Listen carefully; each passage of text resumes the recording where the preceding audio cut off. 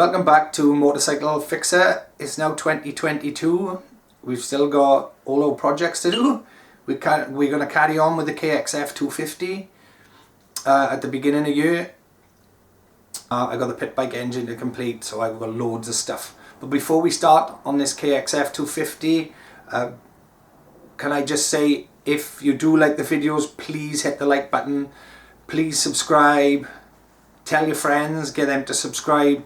I need a few more subscriptions before I get to 1,000 subscribers, and then I'll start getting money from YouTube, because you don't get anything until you get to 1,000 subscribers. So if you could, please subscribe. It doesn't cost you anything to like the video either, so if you can and you don't mind, then please can you do that. So that would be great, thank you. So without further ado, let's carry on with the KXF250 rebuild. So if you've been watching the series on this KXF250 engine, you'll know that we left it with the piston at top dead centre. I was waiting for a new cam chain to arrive, which has arrived now.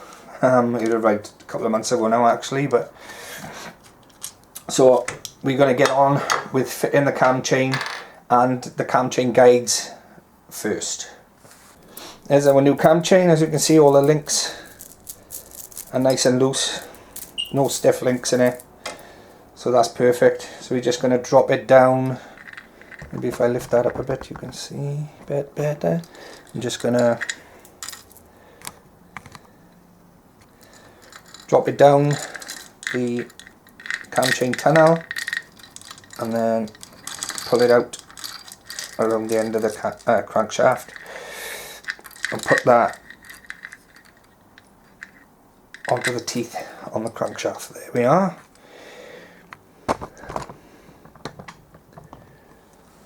Okay, so now we're going to get our cam chain guides.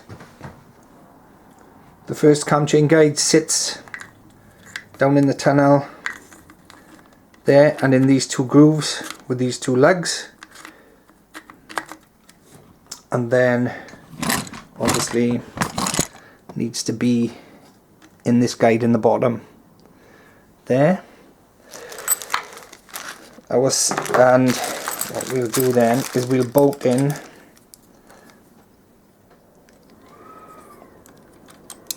our cam chain support in there. So it goes on that little leg on the casting, and then you do this little bolt up in there, and that stops the chain dropping back off. So we're going to put our chain back over to the front there. Next then we've got our it's our cam chain tensioner support. So the cam chain tensioner sits on this bit here, so it goes down into the tunnel that way.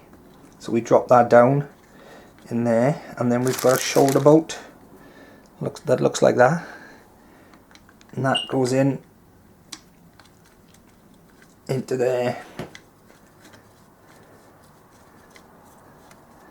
and that retains the rear cam chain guide. There we are. Just need to nip those up now. So I'm just going to nip this little bolt up. I don't need much tension on that. It's going into the aluminium. You don't want to tear the threads out. Same with this one. Just nip it up. There we are. And that's our cam chain guides fitted. Okay. Next thing we're going to do is we need to fit our head gasket. Now we can fit our head gasket on, and it will only go on one way if you match the shape up. But make sure you put it over the guides like so, and then we're going to put it down over our hollow dowels like that. So there we are, that's fitted. So now we're ready to fit the head. Okay, so before we can put the head on, I always change the stem seals. It's pointless bolting all the head back together and then realising that you've got a leaky stem seal. I always do it when it's off. So we're going to change these. I have covered this in a previous video. I think it was an RMZ head rebuild. So if you want to see me grinding the valves in and replacing the seals, it's exactly the same on the RMZ 250 or 450, I'm not really sure. I'll leave a link at the end of this video for that, where I show grinding the valves in, changing the springs, etc, etc. So I always set these out looking as you sat on the bike. This is the back of the head. Obviously there's your exhaust at the front. So I always set these up as it is on the bike so that I remember exactly how we went back on. And so I'm going to lay them out like that. So there we are. No, we're not going to get them mixed up. The only thing I'm going to do different this time, and I'll just show you one, is that I'm going to take these springs off with my spring compressor tool rather than using the press. Last time I used the press, I showed you doing it that way. This time I'll show you using the spring compressor. So this is a spring compressor tool. I'm not sure where I bought this from actually, but they are very good. They're very handy. I haven't found one yet that I couldn't do with it, so I just put the size that you want on for the size of the valve. So you got let's see, 3 different size valve compression ends. So let's try the middle one. That one fits over our valve nicely. So we put that on our valve spring compressor, and then we're going to sit the bottom, so this part here, you're going to set that in the center of the valve.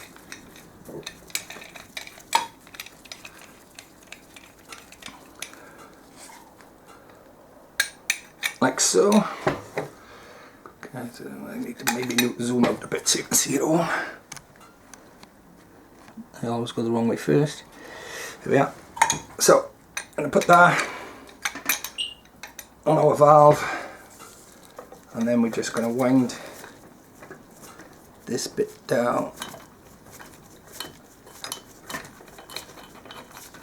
onto the top of the spring. I don't know if that's a good angle for you.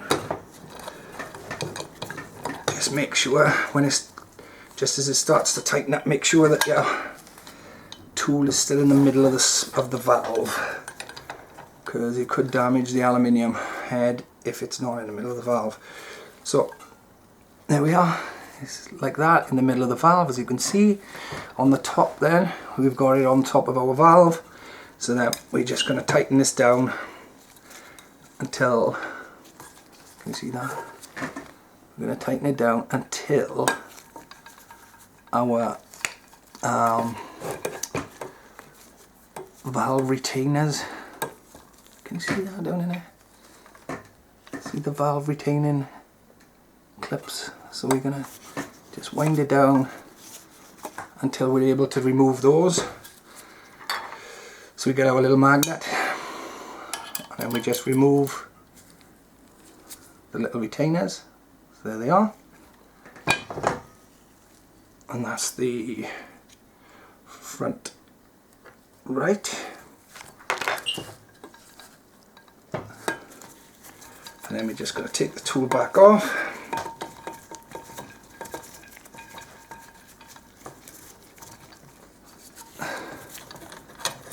Like so.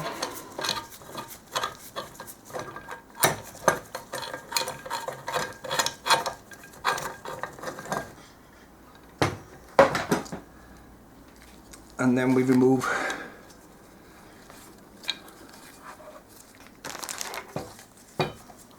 our valve,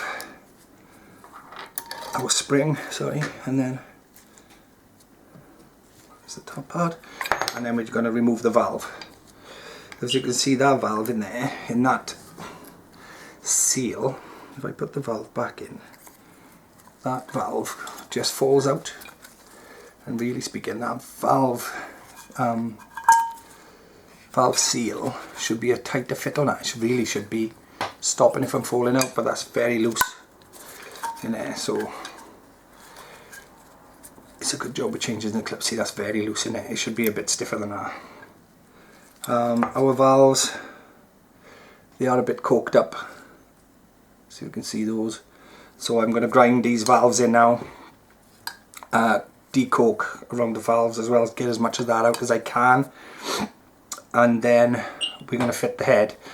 As I said, I'm not going to video me doing this part because I've already covered it in the RMZ 250 or 450 video, so leave me to it now, and then you can join me when I put the head back on. I'm not sure if I showed you this in the last video, but I'll do it again. Decorking these valves. We got carbon build-up on the backs and on the face of the valve there. So I just put it in my drill. The drill is clamped in the bench or vice, whatever. And then I'm gonna get this cheap soft file. As you can, I don't know if you can see, but the teeth are all worn on it. If you try to file something properly with it, then I don't think it would do much, but it's great for cleaning valves up, as you'll see. So just gonna try and do this now without getting in your way. Right, so we're going to rub the file on the back to get all the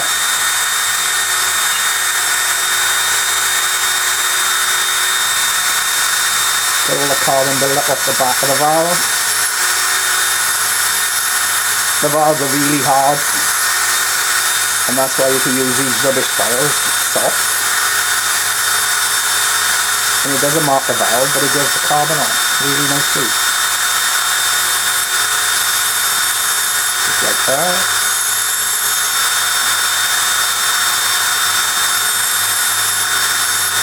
And then the front face.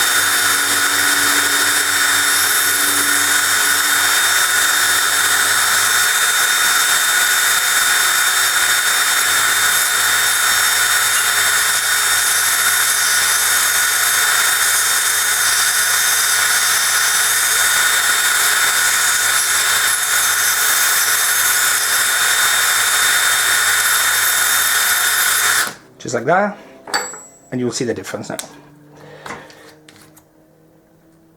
One beautifully polished, decorked valve. As you can see, it's it does a great job. I wouldn't use a good, proper hard file on it, but it's one use for these soft, cheap rubbish files that you can buy from the pound shop, and they do a great job actually. So there we are. Next thing we're going to cover on this KXF250 engine is adjusting the shims. I did it in the YZF video, but it didn't need adjusting, so I haven't checked this one yet, but hopefully this one will need adjusting, and then I can show you what you need to do. So on the inlet, which is obviously where the carburetor sits, so this is the inlet, or fuel injection in this case. This is the inlet, 2 buckets and shims, and this is the exhaust, 2 buckets and shims. On the inlet side we want between 0.1 and 0.15 of a millimetre, and on the outlet or the exhaust we want between 0.17 and 0.22. If you can see that, this is my old notebook, but it's on the inlet we want it between 0.1 and 0.15, and on the exhaust we want between 0.17 and 0.22 millimeters. So we got our feeler gauges, and for the inlet we need 0.1 millimeters to go between the cam and the bucket, and we want 0.15 not to go through between the cam and the bucket. So if I can zoom in a little bit, I always go the wrong way first time, there we are. So that's between the cam obviously here and the bucket that sits on top of the spring. Trying to do it without getting in the light. So this is our 0.1 millimeter shim. So what we want to do is this needs to go between there, between the bucket and the cam. Remember though to have the cam set to top dead center, so your little pimple mark on the end of the cam chain sprocket is in line with the top of the housing, so that there is top dead center.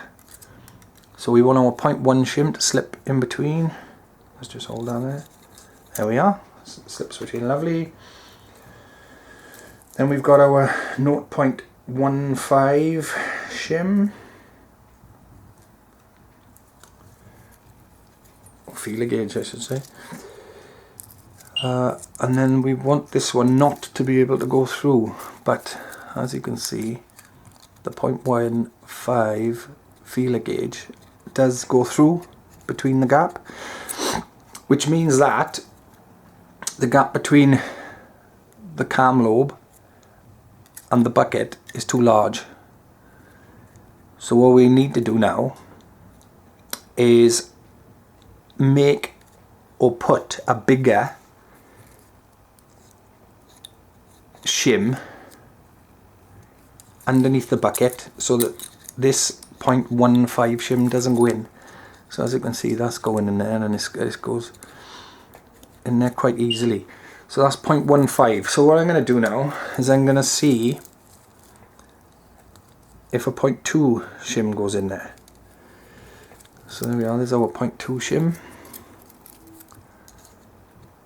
And as you can see, that one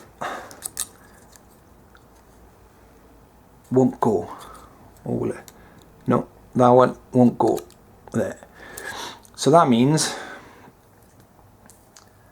that it's 0.5. So if I put an 0.5 bigger shim in underneath that bucket, that'll close that gap down 0.5, which means that it should be somewhere close. And that is how we do it. So let me take it all apart, and then I'll show you putting the shim in, measuring it, putting a bigger one in, and then we'll measure it again once I've put it in. If I just show you this, then this is what I do. Obviously I do them all at the same time. So I've checked the left inlet, and that one was okay. The right inlet, which is the one you saw me check, I need to add 0.05 shim in it, or a 0.05 bigger shim than what's already in there. The left exhaust, that was okay as well, and the right exhaust I need to add a bigger shim, 0.1 millimeters bigger.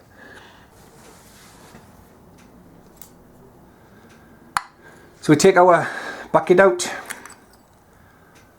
and usually the shim is stuck to the bottom of the bucket. You can see it in there. So what we need to do now is this one, right inlet, we need to add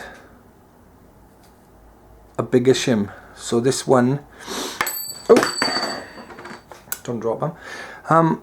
This one is, I don't know if you can see it on the camera, it's 2.95. Can you see it? I don't know. So 2.95 shim. So we need to put in, out of our shim kit, a 3mm shim. So hopefully we got one. There we are. Drop that as well. A 3mm shim. This one got a dent, and I'll see if I got a better one on there.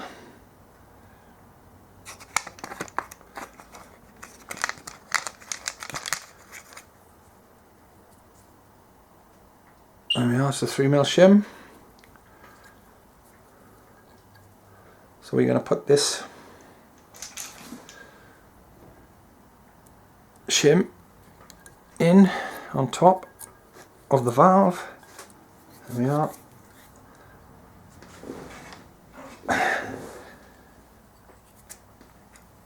And then we're going to put our bucket back in. Make sure it slides in nice, as I showed you on my previous video, the RMZ video. Make sure that the buckets all slide nicely. So you put the bucket back in, nice sliding fit, and now we're ready to put the camshafts back in and the camshaft retainer plate. So I'll bolt that back on now, and then we'll come back and check them again. Okay, so I tightened this cam shaft retainer plate back on.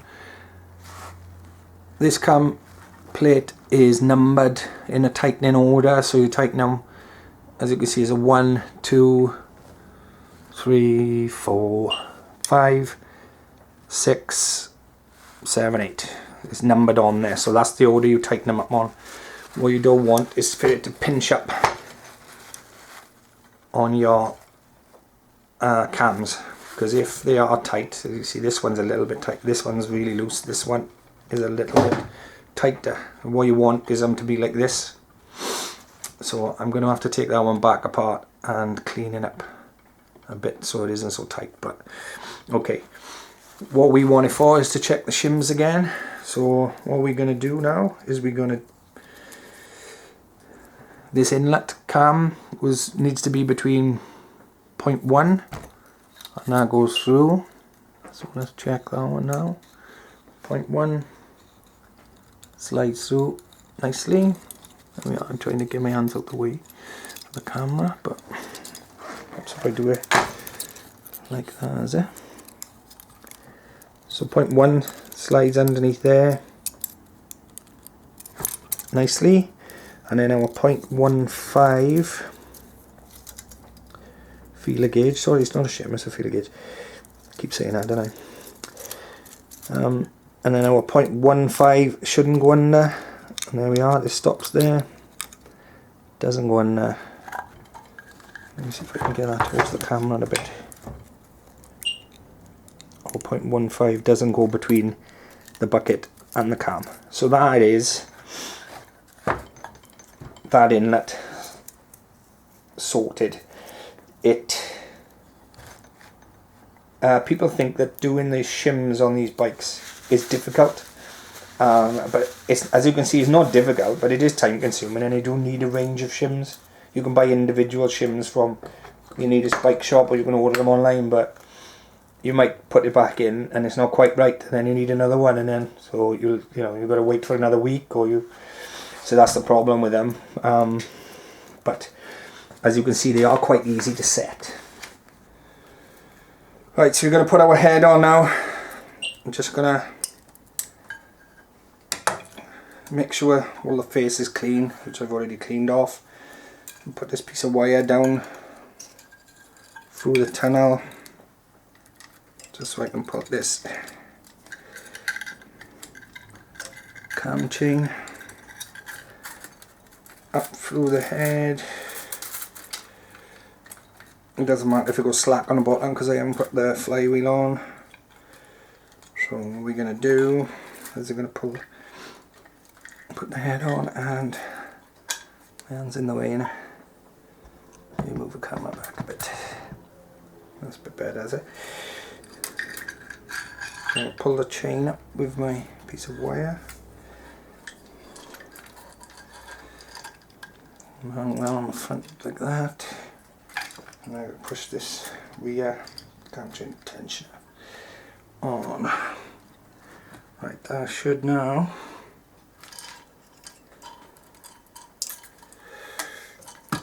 slot down on it like that. And that's all the way down. Great job. There we are. So now we've got our 4 head bolts. I think they're all the same. Let's just check they're all the same length first. Which they are.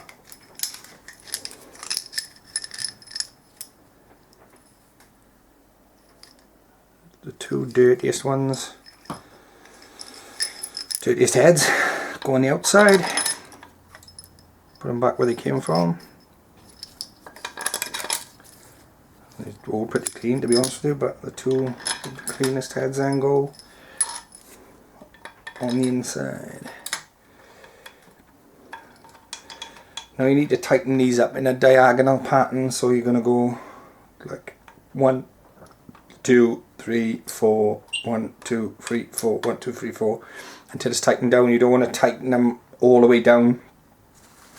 You want to just take them in until they start getting a little bit tight, and then do a 1/4 of a turn in that order until the head is down.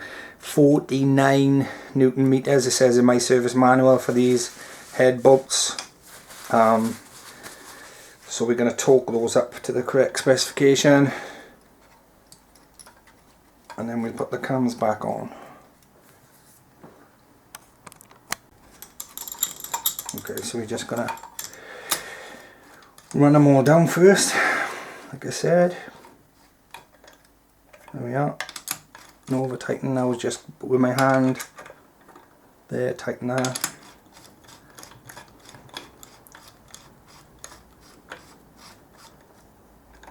That's number 2.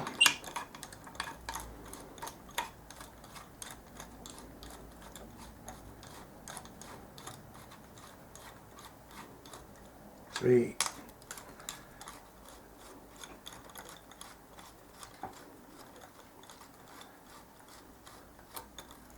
4.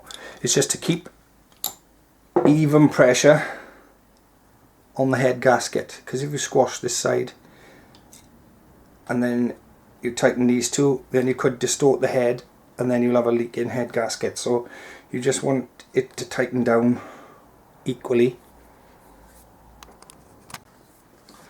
Okay, so we're just going to go 1/4 of a turn, oh bless. Just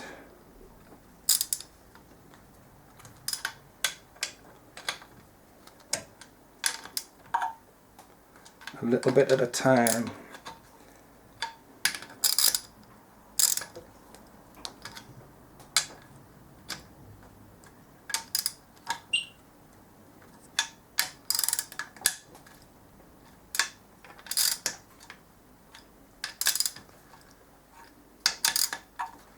Suppose that ain't even 1/4 of a turn, it's like 1/8 of a turn each time, just to get it down. You feel it getting tighter and tighter, like so. I think we are more or less where we want to be. I've set my torque wrench now to 4950 Newton meters. And now we're going to tighten them down one by one. So 1/8 of a turn, 1/8 of a turn. Like I say, you don't need to rush it.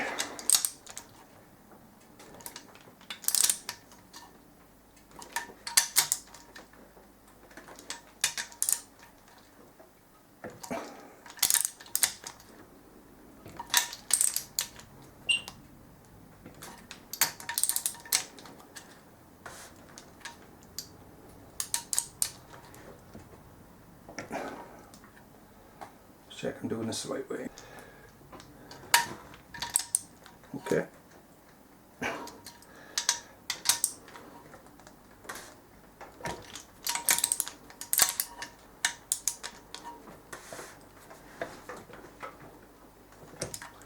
That seems pretty tight to me, to be honest with you. I don't know whether this...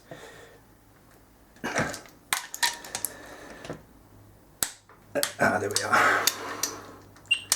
I was going to say, that's about as tight as I would do those, but there we are.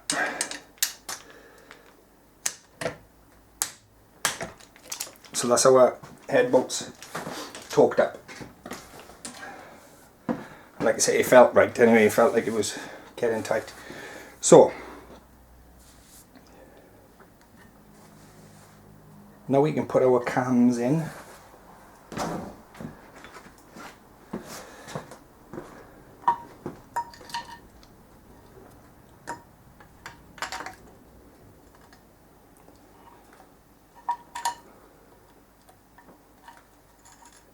There's our exhaust cam.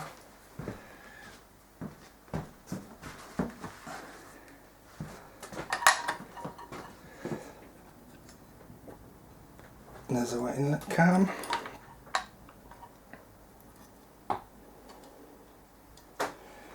Now's the time to get the timing right. So I know my engine was left at top dead centre. What I need to do now is put the dimple on the end of the cam in line with the housing. Yeah, with the head housing. And line that up. Okay, that's that one. And then the same with the back one. We're just going to line the dimple up with the top.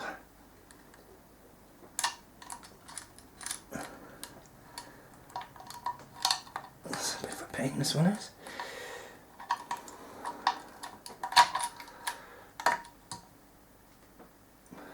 That one's okay. This one now. So I have to do it. I'm trying to keep my fingers out the way as well for you to see what I'm doing. I think take that one out like that and then roll it back in like that. There we are.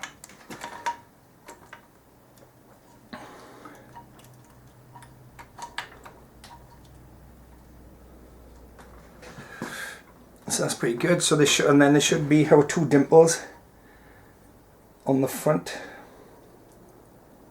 of the cam sprockets and in line with this flat. You got your dimple, and then there should be 1, 2, 3, 4, 5, 9, 10, 11, 12 pins on the chain from dimple to dimple on the top of the cam sprockets. So there we are. That's our timing complete as well. We're going to bolt our retaining plate on the top now. All looks good. Let's just push that down. That's lovely. So we're going to put our cam retaining plate on.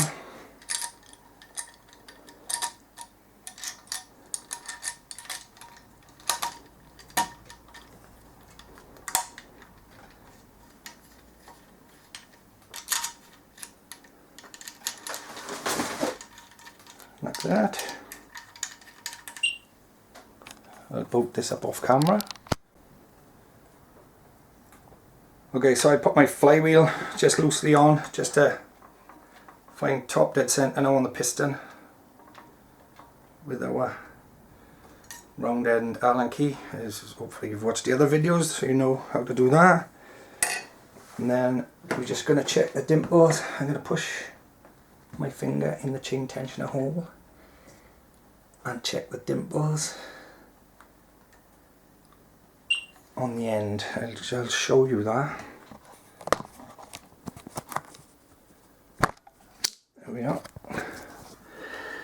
So you can see now It's at top dead center on the piston. There's our one dimple in line with the head face, and there on the front one there. Move around that way a bit. There's our dimple in line with the front. So now that's all buttoned up. The cams are turning loose. That's at top dead center. Everything is set timing wise. So now we'll put the cam chain tensioner on, and then we can put the top cover on, and we'll put the engine in the bike then, and that's it really. We have finished this part of the build.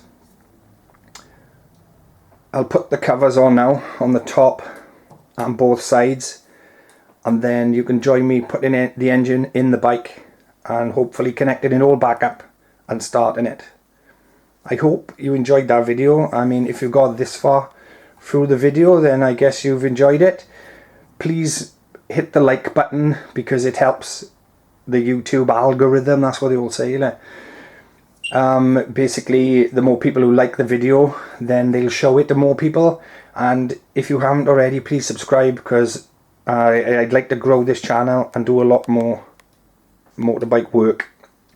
Thank you for watching. Have a nice rest of the week.